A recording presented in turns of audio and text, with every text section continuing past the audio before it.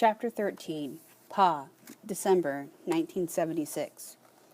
Time passes by slowly. We are in the middle of our summer because the air is hotter and drier now. It seems to be about 4 months since Kev died. Though the family does not talk about her, my heart still weeps when I remember that she is no longer with us. The government continues to reduce our food rations. I am always hungry, and all I think about is how to feed myself. Each night, my stomach growls and aches as I try to sleep. Our family remains dependent on Koi and Meng to bring us food whenever they can steal away from their camp to visit us. However, the in-car keeps them so busy that they aren't unable to visit us as often as before. We live under the constant fear of being discovered as supporters of the former government. Every time I see soldiers walking in our village, my heart leaps and I fear they are coming for Pa. They don't know that Pa is not a poor farmer, but how long will it be before they realize we are all living a lie? Everywhere I go, I am obsessed by the thought that people are staring at me, watching me with suspicious eyes, waiting for me to mess up and give away our family secret. Can they tell by the way I talk, or walk, or look? They know, I hear Pa whisper to Ma late one night. Lying on my back next to Ju and Kim, I pretend to be asleep. The soldiers have taken away many of our neighbors. Nobody ever talks of the disappearances. We have to make preparations for the worst. We have to send the kids away to live somewhere else and make them change their names. We must make them leave and go to live in orphanage camps. They must lie and tell everyone that they are orphans and don't know who their parents are. This way, maybe, we can keep them safe from the soldiers and from exposing one another. No, they're too young, Ma pleads with him. Unable to stop my eyes from twitching, I roll over to my side. Ma and Pa become quiet, waiting for me to go back to sleeping. Staring at Kim's back, I force myself to breathe regularly. I want them to be safe, to live, but I cannot send them away. They are too young and cannot defend themselves. Not now, but soon. His voice trails off. Besides Ju, Gek kicks and moans in her sleep, almost as if she senses impending doom. Ma picks her up and puts her down between Pa and herself. I roll over once more, this time facing Ju's back. I spy Ma and Pa asleep, facing each other on their sides with Gek in the middle, their hands touching above Gek's head. The next evening, while sitting with Kim outside on the steps of our hut, I think how the world is still somehow beautiful, even when I feel no joy at being alive within it. It is still dark, and the shimmering sunset of red, gold, and purple over the horizon makes the sky look magical. Maybe there are gods living up there after all. When are they going to come down and bring peace to our land? When I focus my eyes back on the earth, I see 2 men in black walking towards us with their rifles casually hung on their backs. Is your father here? One of them asks us. Yes, Kim answers. Pa hears them and comes out of the hut, his body rigid as our family gathers around him. What can I do for you? Pa says. We need your help. Our ox wagon is stuck in the mud a few kilometers away. We need you to help us drag it out. Could you please wait for a moment so I can go talk to my family? The soldier nods to Pa. Pa and Ma go inside the hut. Moments later, Pa comes out alone. Inside, I hear Ma sobbing quietly. Opposite the soldiers, Pa straightens his shoulders, and for the first time since the Khmer Rouge takeover, he stands tall, thrusting out his chin and holding his head high. He tells the soldiers he is ready to go. Looking up at him, I see his chest inflates and exhales deeply, and his jaw is square as he clenches his teeth. I reach up my hand and lightly tug at his pant leg. I want to make him feel better about leaving us. Pa puts his hand on my head and tousles my hair. Suddenly, he surprises me and picks me up off the ground, his arms tight around me. Pa holds me and kisses my hair. It has been a long time since he has held me this way. My feet dangling in the air, I squeeze my eyes shut and wrap my arms around his neck, not wanting to let go. My beautiful girl, he says to me as his lips quiver into a small smile. I have to go away with these 2 men for a while. When will you be back, Pa? I ask him. He'll be back tomorrow morning, one of the soldiers replies for Pa. Don't worry, he'll be back before you know it. Can I go with you, Pa? It's not too far. I can help you. I beg him to let me go with him. No, you cannot go with me. I have to go. You kids be good and take care of yourselves. And he puts me down. He walks slowly to Ju and takes Gek from her arms. Looking into her face, he cradles her and gently rocks her back and forth before bending and gathering Ju into his arms also. His head high and his chest puffed out like a small man, Kim walks over to Pa and stands quietly next to him. Letting go of Ju and Gek, Pa stoops down and lays both hands on Kim's shoulders. As Kim's face crumbles, Pa's face is rigid and calm. Look after your ma, your sisters, and yourself, he says. Pa walks away with the soldier on either side of him. I stand there and wave to him. I watch Pa figure gets smaller and smaller, and still I wave to him, hoping he will turn around and wave back. He never does. I watch until his figure disappears into the horizon of red and gold. When I can no longer see Pa, I turn around and go inside our house, where Ma sits in the corner of the room crying. I have seen Pa leave the house many times in Phnom Penh, but I have never seen her this upset. In my heart, I know the truth, but my mind cannot accept the reality of what this all means. Ma, don't cry. The soldier said Pa will be back tomorrow morning. I lay my hand on hers. Her body shakes at my touch. I walk outside to where my siblings are sitting on the step and sit next to Ju, who holds Gek in her arms. Together we pray for Pa, sitting on the stairs, staring at the path that took him away. We pray it will bring Pa back to us tomorrow. As the sky turns black, the clouds rush in to hide all the stars. On the steps, Ju, Kim, Gek, and I sit, waiting for Pa until Ma orders us in to sleep. Inside the hut, I lie on my back, my arms folded across my chest. Ju and Kim breathe deeply, quietly, but I do not know if they are asleep. Ma is on the other side, facing Ju. She has one arm around Gek, and the other rests above Gek's head. Outside, the wind blows in the branches, and the leaves rustle and sing to each other. The clouds part, and the moon and stars shine and give light to the night. In the morning, the sun will come up, and the day creatures will wake, but for us, time stands still that night. I wake up in the morning to see Ma sitting on the steps. Her face is swollen, and she looks like she has not slept all night. She is crying softly to herself, and is miles away. Ma, is Pa back? Not answering me, she squints her eyes and continues to look at the path that took Pa away. The soldier said Pa would come back in the morning. I guess he's late. He's late, that's all. I know he will return to us. As I speak, my lungs constrict and I gasp for air. Fighting for breath, my thoughts race, and I wonder what this all really means. It is morning, and Pa is not back. Where is he? I sit with my siblings facing the road, looking for Pa. I think up reasons why Pa is late returning to us. The wagon is broken in the mud. The oxen would not move. The soldiers needed Pa to help them fix the wagon.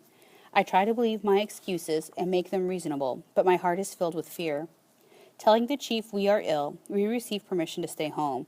All morning and afternoon, we wait for Pa to walk back to us. When night comes, the gods again taunt us with a radiant sunset. Nothing should be this beautiful, I say quietly to Ju. The gods are playing tricks on us. How could they be so cruel and still make the sky so lovely? My words tug at my heart. It is unfair of the gods to show us beauty when I am in so much pain and anguish. I want to destroy all the beautiful things. Don't say such things, or the spirits will hear, Ju warns me. I don't care what she says. This is what the war has done to me now. Now I want to destroy because of it. There is such hate and rage inside me now. Diankar has taught me to hate so deeply that I know now that I have the power to destroy and kill. Soon darkness covers the land, and still Pa has not returned. We sit on the steps waiting for him together in silence. No words are exchanged as our eyes search the fields waiting for him to come home. We all know that Pa will not return, but no one dares to say it out loud, for it will shatter our illusion of hope. With darkness, the flies disappear and the mosquitoes appear to feast on our flesh. Ma holds Gek in her arms. Every once in a while, Ma's arms fan Gek's body to chase away the mosquitoes. As if picking up on Ma's pain, Gek kisses her cheek softly and caresses her hair. Ma, where's Pa? Gek asks, but Ma only responds with silence. Go inside, all you kids. Go inside, Ma tells us in a tired voice. You should come in with us. We can all wait inside, Ju says to her. No, I'd rather wait out here and greet him when he returns. Ju takes Gek from Ma and goes into the hut. Kim and I follow her, leaving Ma sitting on the steps by herself, waiting for Pa to return. Listening to Gek and Ju breathing softly, my eyes stay wide awake. After he hid from the soldiers for 20 months, they finally found him. Pa always knew he couldn't hide forever. I never believed he couldn't. I cannot sleep. I worry about Pa and about us. What will become of us? We have taken our survival for granted. How will we survive without Pa?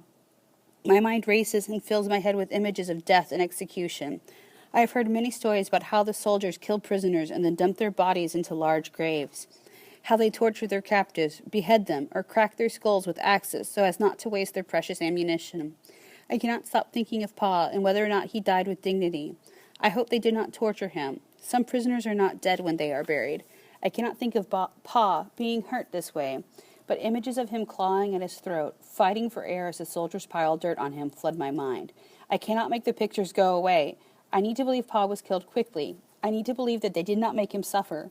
Oh, Pa, please don't be afraid. The images play over and over again in my head. My breath quickens as I think about Pa's last moment on earth. Stop thinking, stop, or you'll die, I hiss to myself, but I cannot stop. Pa told me once that the really old monks could leave their bodies and travel the world as spirits. In my mind, my spirit leaves my body and flies around the country looking for Pa. I see a big group of people kneeling around a big hole. There are already many dead people in the hole, their bodies sprawled on top of each other. Their black pajama clothes are soaked with blood, urine, feces, and small white matter. The soldiers stand behind the new group of prisoners, casually smoking a cigarette with one hand, while the other hand holds a big hammer with clumps of hair sticking to its head. A soldier leads another man to the edge of the hole. My heart howls with agony. It's Pa! No! The soldier pushes on Pa's shoulders, making him kneel like the others. Tears stream out of my eyes as I whisper thanks to the gods that the soldier has blindfolded Pa. He is spared from having to see the executions of many others. Don't cry, Pa. I know you are afraid, I want to tell him. I feel his body tense up, hear his heart race, see his tears flowing out from under the blindfold. Pa fights the urge to scream as he hears the sound of a hammer crack the skull next to him, smashing into it. The body falls on top of the others with a thump. The other fathers around Pa cry and beg for mercy, but to no avail. One by one, each man is silenced by the hammer. Pa prays silently for the gods to take care of us. He focuses his mind on us, bringing our faces up one by one. He wants our faces to be the last thing he sees as he leaves the earth. Oh, Pa, I love you. I will always miss you. My spirit cries and hovers down over him. My spirit wraps invisible arms around him, making him cry even more. Pa, I will always love you. I will never let you go. The soldier walks up to Pa, but I will not let him go. The soldier cannot hear or see me. He cannot see my eyes burn into his soul. Leave my Pa alone! My eyes dare not blink as the soldier raises his hammer above his head. Pa, I whisper, I have to let you go now. I cannot be here and live. Tears wash across my body as I fly away, leaving Pa there by himself. Back in the hut, I sit next to Ju. She opens her arms and takes me in. Our bodies cradling each other. We cry. The cool air chills the beads of sweat on my skin, making my teeth chatter. Besides us, Kim holds on tight to Gek. Pa, I cannot bear to think that you struggled for breath lying on top of the others in that hole. I must believe the soldiers took pity and used one of his bullets on you. I cannot breathe, Pa. I am sorry I had to let you go. My mind swirls with pain and anger. The pain grows larger in my stomach. The pain spasm convulses as if it is eating away my linings. Turning on my side, I dig my hands into my stomach and squeeze it violently to make the physical pain stop. Then the sadness surrounds me. Dark and black it looms over me, pulling me deeper and deeper into it. And then it happens again. It is almost as if I am somewhere else at that moment. I simply black out the part of me that feels emotion. It is as if I am alive, but not alive. I can still hear the faint noise of Ma's muffled cries outside, but I do not feel her pain. I do not feel anything at all. Ma is up before anyone else the next morning. Her face is all puffy. Her eyes are red and swollen shut. Ju gives Ma some of the very little food we have left, but she will not eat. I join them on the steps, daydreaming about our lives back in Phnom Penh when I was happy. I cannot allow myself to cry because once I do, I will be lost forever. I have to be strong. By the third day, we all know that what we feared most has happened. Kev and now Pa, one by one, the Khmer Rouge is killing my family. My stomach hurts so much I want to cut it open and take the poison out. My body shivers as if evil has entered, making me want to scream, beat my hands against my chest, and pull out my hair. I want to close my eyes and blank out again, but I don't know how to do it at will. I want my Pa here in the morning when I wake up. That night I pray to the gods. Dear gods, Pa is a very devout Buddhist. Please help my Pa return home. He is not mean and does not like to hurt other people. Help him return. I will do anything you say. I will devote my entire life to you. I will believe you always. If you cannot bring Pa home to us, please make sure they don't hurt him, or please make sure Pa dies a quick death. Ju, I whisper to my sister, I'm going to kill Pol Pot. I hate him, and I want to make sure he dies a slow and painful death. Don't say such things, or you will get hurt. I'm going to kill him. I do not know what he looks like, but if Pol Pot is the leader of the Angkar, then he is the one responsible for all the misery in our lives. I hate him for destroying my family. My hate is so strong it feels alive. It slithers and moves around in the pit of my stomach, growing bigger and bigger. I hate the gods for not bringing Pa back to us. I'm a kid, not even 7 years old, but somehow I will kill Pol Pot. I don't know him, yet I am certain he is the fattest, slimiest snake on earth. I am convinced that there is a monster living inside his body. He will die a painful, agonizing death, and I pray that I will play a part in it. I despise Pol Pot for making me hate so deeply. My hate empowers and scares me, for with hate in my heart I have no room for sadness. Sadness makes me want to die inside. Sadness makes me want to kill myself to escape the hopelessness of my life. Rage makes me want to survive and live so that I may kill. I feed my rage with bloody images of Pol Pot's slain body being dragged in the dirt. As long as we don't know for certain that your Pa is dead, I will always have hope that he is alive somewhere, Ma declares to us the next morning. My heart hardens at her words, knowing I cannot allow myself the luxury of hope. To hope is to let pieces of myself die. To hope is to grieve his absence and acknowledge the emptiness in my soul without him. Now that I have accepted the truth, I worry about what will happen to Ma. She was very dependent on Pa. He had always been there to make things easier for her. Pa was raised in the country and was accustomed to hardship. In Phnom Penh, we had live-in housekeepers who do just about everything for us. Pa was our strength, and we all needed him to survive, especially Ma. He was good at surviving and knew best what to do for us. I hope Pa comes to me again tonight. I hope he visits me in my sleep and meets me in my dreams. I saw him last night. He wore his tan military uniform from the Lon Nol government. His face was once again round like the moon, and his body was soft. He was so real standing next to me, big and strong like he was before the war. Pa! I run to him and he picks me up. Pa, how are you? Did they hurt you? Don't worry, he tries to soothe me. Pa, why did you leave us? I miss you so much, it hurts my stomach.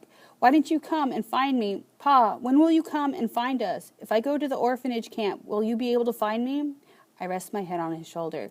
Yes, I will. He's my Pa, and if he says that he will find me, I know he will.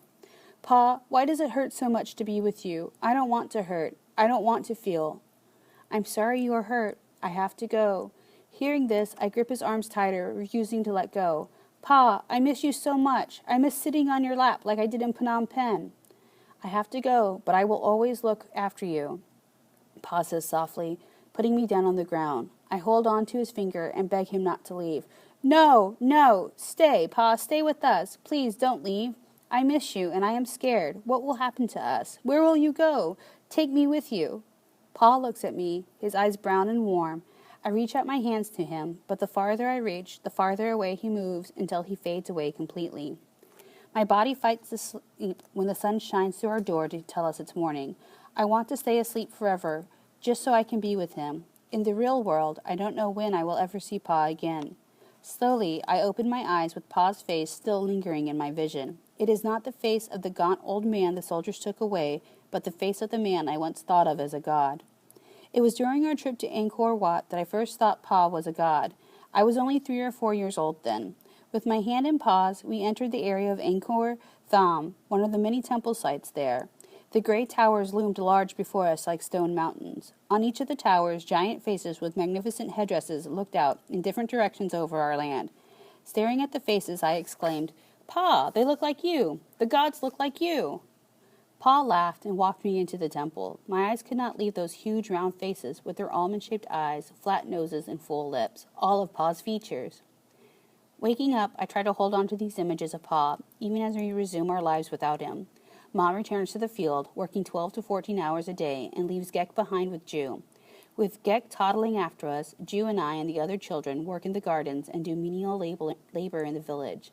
It has been over a month since Pa was taken away. Ma seems to have recovered and is trying to get on with her life, but I know I will never see her truly smile again. Sometimes, late at night, I am awakened by the sound of Ma sobbing on the steps, still waiting for Pa. Her body slumped like an old woman. She leans against the door frame, her arms wrapped around herself.